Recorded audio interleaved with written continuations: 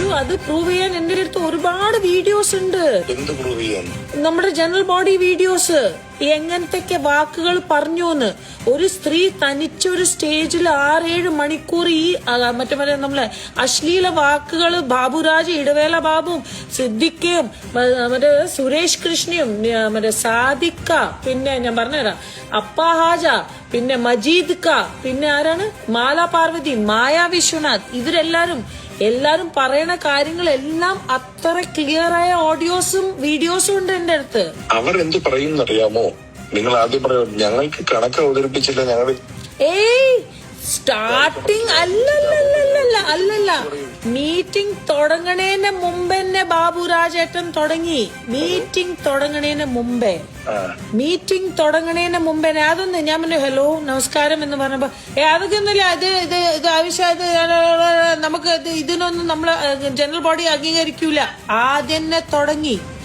പിന്നെ ബാബുരാജേട്ടന്റെ ഓരോ വാക്കുകള്, സിദ്ദിഖാന്റെ ഓരോരോ വാക്കുകള്, വിഷു വേറെ ഏത് സ്ത്രീ ആണെങ്കിലും മനസ്സിലായോ അത്ര നേരം നിൽക്കൂല. എനിക്ക് തൊലിക്കട്ടിയൊന്നുമില്ല. പക്ഷെ ഞാൻ എന്റെ കമ്മിറ്റീന് വേണ്ടിയിട്ട് അവിടെ നിന്നത് അമ്മ അസോസിയേഷൻ എന്ന് നമ്മളല്ലേ കുറച്ച് ആൾക്കാർ, ഇതൊന്നും അറിയാത്ത ആൾക്കാരാണ്.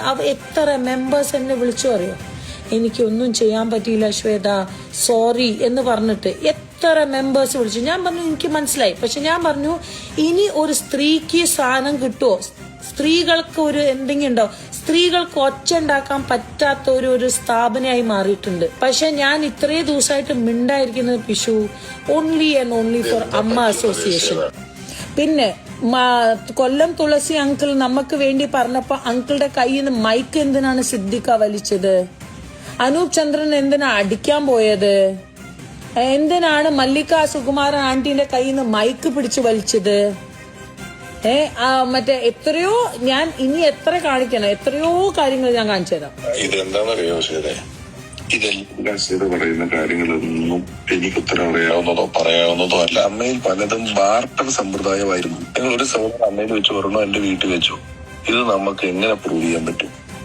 അതന്നെയാണ് നമുക്ക് എല്ലാവർക്കും അറിയാം ഇത് ചെയ്തിട്ടുണ്ടെന്ന്. ഇതെങ്ങനെ പ്രൂവ് ചെയ്യും?